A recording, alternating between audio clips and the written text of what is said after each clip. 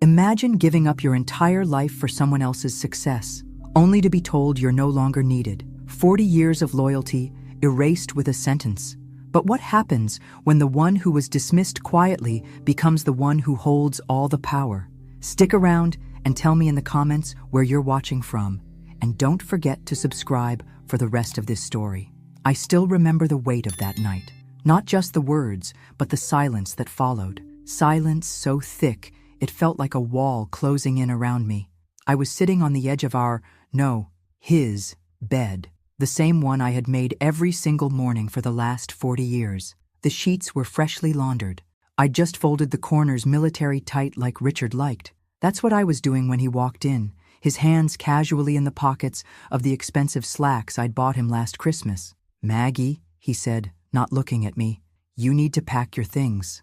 I laughed, actually laughed, thinking he was joking, but he didn't laugh back. "Sarah deserves respect," he added, calm, cold. So matter-of-fact it felt rehearsed. "She's my wife now." I didn't even hear the rest. My ears started to ring.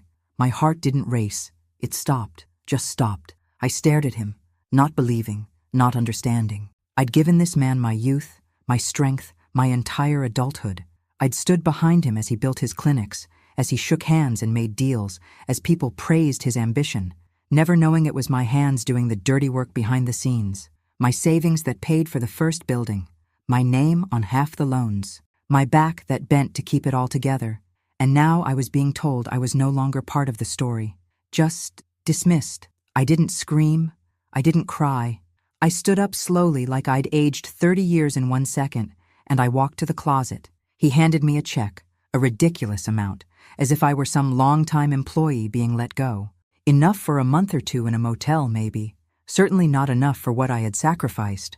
"I'll have someone come by for the rest of your things," he said. I packed a single suitcase, just clothes, no photos, no memories, nothing to hold on to. And I left that house without saying goodbye to anyone.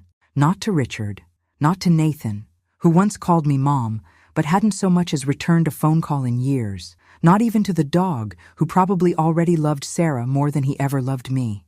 It was just me, a Navy suitcase with a broken wheel, and a Charleston night that suddenly felt foreign and cold. I thought about going to a hotel, but the thought of handing over that pitiful check at a reception desk made me feel sick. I took a bus to my sister's place instead. Gina opened the door with one eyebrow already raised. Her home smelled like lavender and judgment. She looked at my suitcase, then at my face. "What happened?" she asked, though her tone suggested she already assumed it was my fault. "Richard remarried," I said.